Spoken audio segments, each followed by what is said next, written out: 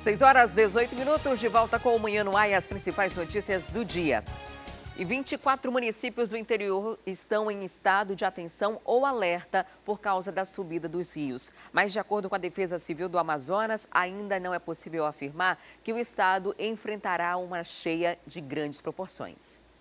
As alterações no nível dos rios são acompanhadas em tempo real no Centro de Monitoramento e Alerta da Defesa Civil do Amazonas. E pelo levantamento feito até agora, 16 municípios das calhas do Alto e Médio Solimões, Madeira e Baixo Amazonas estão em estado de atenção e 8 nas calhas do Purus e Juruá em alerta. A Defesa Civil conta ainda com informações da Companhia de Pesquisa de Recursos Minerais e do Sistema de Proteção da Amazônia. E mesmo assim, os órgãos ainda consideram que não é possível prever uma enchente de grandes proporções. Mas a Defesa Civil já começou a alertar os municípios a criarem um plano de emergência para evitar danos maiores com a subida dos rios. Aqui em Manaus, ontem o nível do Rio Negro ficou em 24 metros e 56 centímetros. Só para lembrar, a marca histórica de subida das águas foi em 2012, quando o rio atingiu 29 metros e 97 centímetros. E a Defensoria Pública do Estado precisou expedir mandados de segurança para garantir vagas a crianças nas escolas públicas aqui da capital. Segundo o órgão, mais de 72 mil crianças ficaram de fora da sala de aula em 2017. Falta de sala de aula e má distribuição de vagas. Essas são as principais deficiências detectadas pela Defensoria Pública do Estado. O problema, denunciado por vários pais de alunos, chegaram até o órgão que expediu, só no mês de janeiro, 30 mandados de segurança com pedido de liminar para garantir a crianças e adolescentes o direito de estudar. Uma das causas da evasão escolar é o fato da criança estar estudando distante da sua residência. O ideal é que ela fique numa escola bem próxima.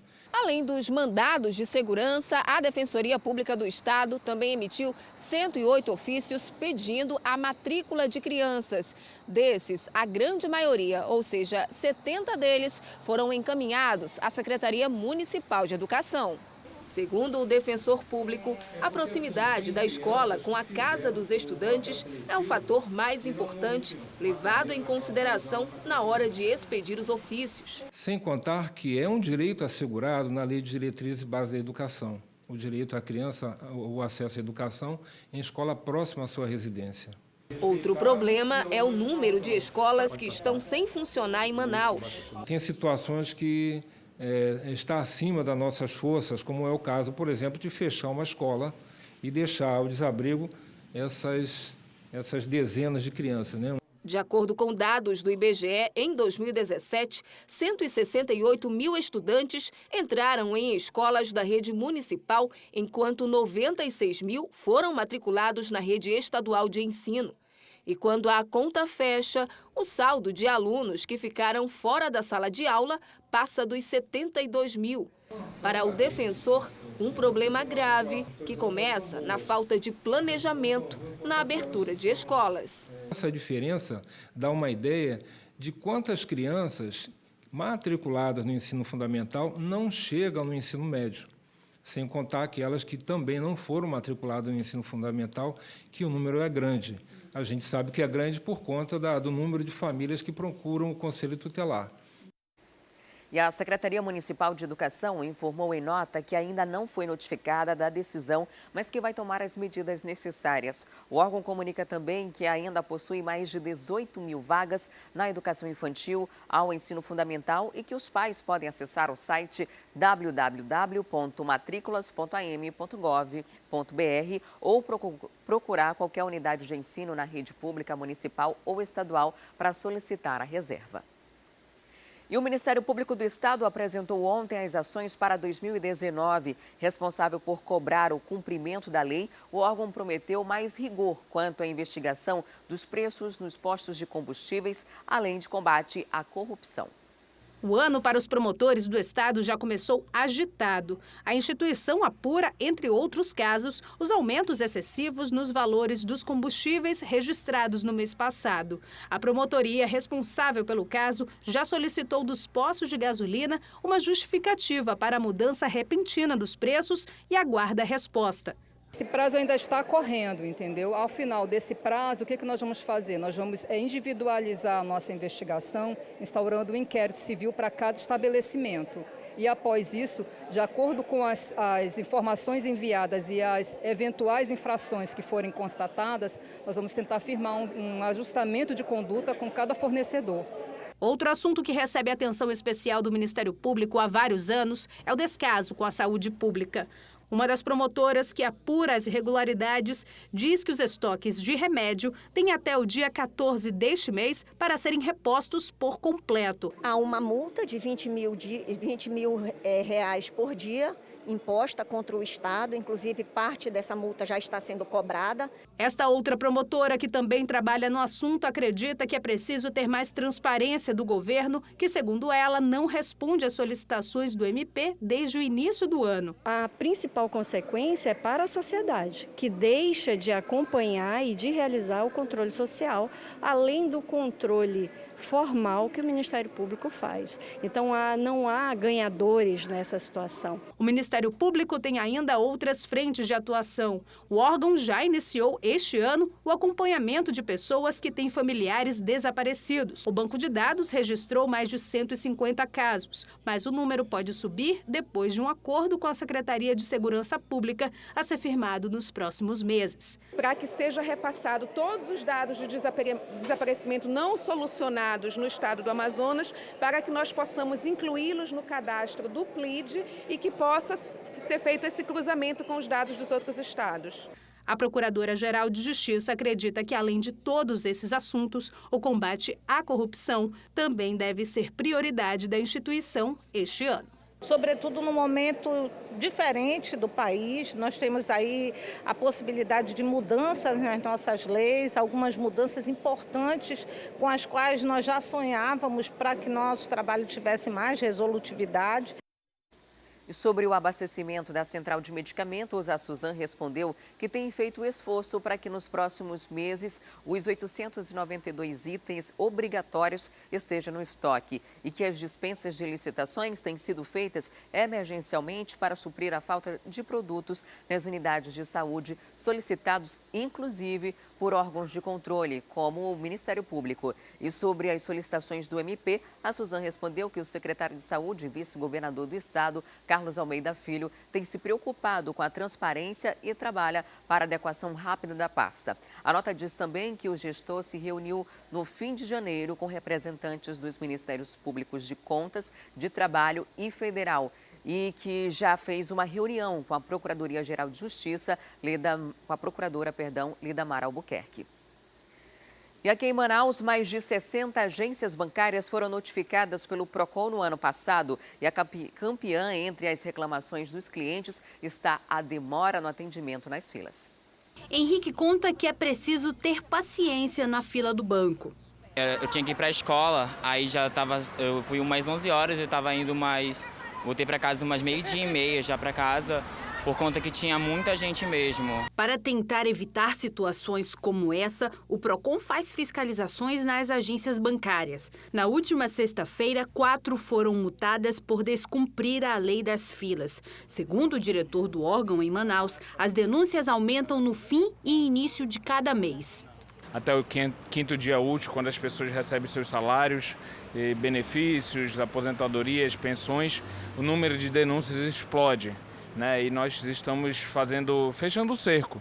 Nós estamos atuando com muita firmeza, com muito rigor contra essas agências. A gente quer que essa prática acabe, porque os bancos têm estrutura. Em 2018, o PROCON Amazonas fiscalizou 248 agências bancárias, tanto aqui na capital quanto no interior. Em muitos casos, elas foram fiscalizadas mais de uma vez por conta de denúncias. Desse número, 62 bancos foram notificados pelas principais irregularidades, como a demora no atendimento dos clientes ou então a falta de informação sobre o tempo de espera na fila. É importante que o consumidor saiba que ele tem 15 minutos em dias normais para permanência em fila, 20 minutos em feriados e pós-feriados prolongados e 25 minutos em dias de pagamento de servidores públicos, municipais, estaduais, federais. É que o banco deve fornecer uma senha e que tenha horário de chegada nessa senha. E também é importante que o consumidor saiba que essa senha tem que ter um painel para que ele possa acompanhar o tempo. O valor da multa para os bancos que não cumprem a lei varia de R$ 25.000 a R$ 150.000. Para fazer denúncias, os clientes podem ligar nos números que aparecem aqui no vídeo, 0800 092 0111 ou 0800 092 1512. E o problema das agências bancárias não param por aí. Você sabia que existe uma lei municipal que obriga as agências bancárias a manterem um vigilante na área dos caixas eletrônicos por 24 horas? Quem nunca precisou usar uma agência durante a noite, mas ficou com medo de ser assaltado? O que talvez muita gente não saiba é que os bancos são responsáveis pela segurança dos clientes, mesmo após o encerramento das atividades da agência. O movimento nas agências é grande, os relatos de assaltos são constantes. Pela parte da noite, são os próprios clientes que se autoprotegem. Eu não gosto muito porque é muito perigoso, não tem vigilante, é deserto, sempre fica alguns marginais próximos, então a gente evita, né? E é justamente a falta de um profissional armado dentro das agências que preocupa os clientes. Por saber que não tem vigilante, que não tem algo seguro, eu costumo não passar muito próximo. Existe uma lei municipal em vigor que obriga as agências dos bancos a manterem um vigilante durante 24 horas, todos os dias da semana. Não só as agências bancárias, que ficam abertas ao público depois do expediente, mas também qualquer estabelecimento comercial que possua caixa eletrônico tem que manter de acordo com as duas leis. A lei foi sancionada há mais de 10 anos, quando os registros eram de 38 a 42 assaltos por mês nas agências. Durante a noite, passamos por algumas delas e constatamos a falta de vigilante em todas.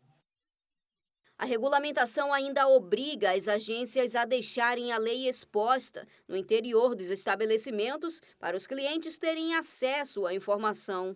Nossa equipe já passou por mais de 30 agências e não encontrou em nenhuma delas uma cópia do decreto exposta. Por não ter conhecimento dos seus direitos, o cliente acaba perdendo a oportunidade de denunciar a empresa em casos de falta de segurança. Segundo o Sindicato dos Bancários, as agências ignoram a legislação para cortar gastos. Infelizmente, as instituições financeiras elas preferem não fazer um investimento na proteção do seu cliente, eles preferem tirar alguns caixas eletrônicos, preferem encerrar alguns caixas eletrônicos de investir na segurança desse cliente, que é o que gera o lucro para o banco. E quem tem que vistoriar, tem que ir atrás, seria principalmente os clientes fazerem a denúncia, a Polícia Federal, que é o órgão competente para fazer essa vistoria, para fazer essa fiscalização nos bancos. Somando todas as agências bancárias existentes em Manaus, são pelo menos 800 vagas que poderiam ser ocupadas por vigilantes que estão desempregados. A categoria dos profissionais já denunciou o caso ao PROCON diversas vezes, mas sem sucesso. Essa é a nossa finalidade maior, entendeu? Na questão de cumprir a lei. A lei foi feita, tem que ser cumprida, não tem que ser discutida. Já tentamos discutir lá na prefeitura, na Câmara Municipal. Já que não acataram, então agora nós vamos ter que ir agora na publicidade e procurar os órgãos competentes para que possa valer o que é de direito. O PROCON atribuiu a falta de fiscalização à quantidade de leis municipais que também necessitam de atenção. Mas, de antemão, já anuncia que em breve as empresas devem ser monitoradas. A lei é antiga, né? Ela já tem 12 anos. E como existem muitas leis municipais, muitas leis estaduais e muitas leis federais, nós temos muita demanda, né? Não nos eximimos de fazer. Agora, por exemplo, está havendo essa provocação e normalmente quando há alguma denúncia nós atendemos, certamente damos prioridade para aquelas denúncias que ou a imprensa ou os cidadãos nos encaminham. Aí de que adianta ter uma lei de 12 anos que não é cumprida na prática, né? E muito menos fiscalizada, como reconhece o PROCON. É preciso estar de olho nisso, né? Porque o lucro que os bancos têm em cima de nós, clientes, é extremamente alto. E o mínimo que se pode fazer é oferecer segurança quando a gente precisa se deslocar, né? Quem vai a uma agência durante a noite, a um caixa eletrônico, sabe o susto, o medo que fica o tempo todo preocupado. E muitas das vezes, algumas viaturas da Polícia Militar que ficam na frente dessas agências, quando a responsabilidade deveria ser do próprio banco. Nós tentamos ouvir a FEBRABAN sobre a denúncia dos vigilantes, mas até agora não tivemos nenhum retorno. Os vigilantes vão se reunir daqui a pouco em assembleia, na Casa do Trabalhador do Centro, para decidir paralisação de 30% da categoria. Caso aprovada, a paralisação está prevista para começar na próxima quinta-feira, dia 14. Isso afeta o funcionamento de agências bancárias, empresas privadas, entre outros. E agora vamos falar de coisa boa. Tem mais de 120 vagas de emprego disponíveis nessa sexta-feira. A Tamires Clé tem as informações, a gente vai ouvir agora os detalhes. Tamires, são muitas vagas e a maioria para quem tem ensino médio, né?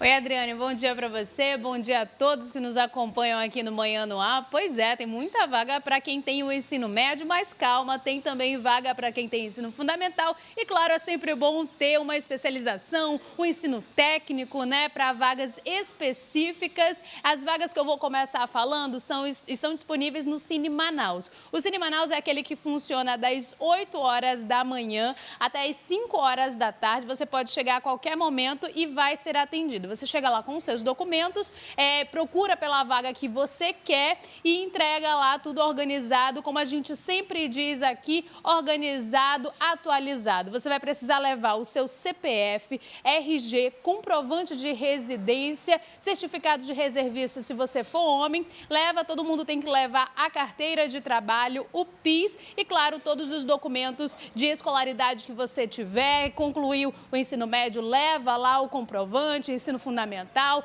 o ensino técnico, leva todos os comprovantes que você tiver. Então, vamos para o que interessa, pega logo o seu celular para tirar uma foto da arte que a gente preparou para você aí, dá uma olhada nas vagas que estão disponíveis no Cine Manaus, lá da Constantino Neri, ali no São Geraldo. Olha, tem chefe de seção de perecíveis, tem 2 vagas, tem 2 vagas também para chefe de seção de mercearia, uma vaga para supervisor de frota, uma vaga para vendedor, uma vaga para mecânico industrial e tem 2 vagas para líder de loja. Agora a gente passa para outra arte também para a gente saber o que tem lá no Shopping T4, lá no Jorge Teixeira. A gente tem vaga para ascensorista, são 5 vagas para pessoas com deficiência, tem operador de caixa, PCD, também 2 vagas, outras 5 vagas também para PCD, auxiliar de açougue, tem 2 vagas para churrasqueiro, uma vaga para confeiteiro, 3 vagas para encarregado de eletricista de linha viva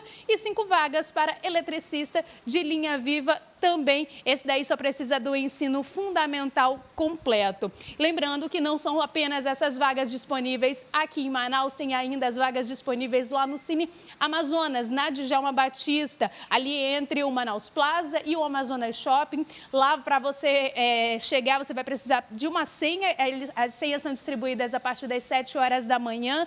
O Cine lá funciona das 8 até as 2 horas da tarde. Lá tem mais de 95 vagas para você e, claro, leva de novo todos os seus documentos atualizados, porque a Adriane sempre fala aqui que 30% das pessoas acabam perdendo a chance, a oportunidade de ter esse emprego justamente porque não tem esse documento atualizado, perde aí uma grande oportunidade para poder mudar de vida, para começar aí pagar as dívidas, que a gente sabe que tem muita gente com esse tipo de problema, né, Adriane? Isso mesmo, Tamires. E para quem acorda cedo, está sabendo que a semana inteira teve vaga, né? Quem está desempregado e está acordando cedo em busca aí de uma batalha, a semana inteira teve e devem continuar tendo esse comecinho de ano. É muito importante para isso. Obrigada pelas informações, até daqui a pouco.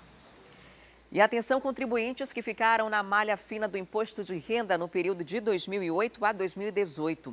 A Receita Federal abre hoje a consulta ao lote residual de restituição do imposto de renda desse período. Devem ser reembolsados aqueles que tinham pendência junto ao fisco, mas que regularizaram a situação. Ao todo, serão repassados 401 milhões de reais para mais de 142 mil contribuintes. O dinheiro será depositado nas contas informadas na declaração no próximo dia 15. A lista com os nomes estará disponível a partir das 9 horas da manhã de hoje no site da Receita Federal e também pode ser consultada através do telefone da Receita, que é o número 146. E agora a gente faz um breve intervalo comercial e volta daqui a pouco com informações de polícia. Você vai ver que o homem suspeito de estuprar um deficiente mental no Novo Israel foi preso. Na delegacia, ele disse que não lembra do crime. A gente vai trazer mais detalhes em instantes. Também na zona norte de Manaus, uma idosa foi atingida com um tiro. Ela foi vítima de um assalto. A polícia chegou na hora. Houve troca de tiros com os bandidos. 2 morreram. Um está hospitalizado. Eu volto em instantes e você vai ter todos esses detalhes.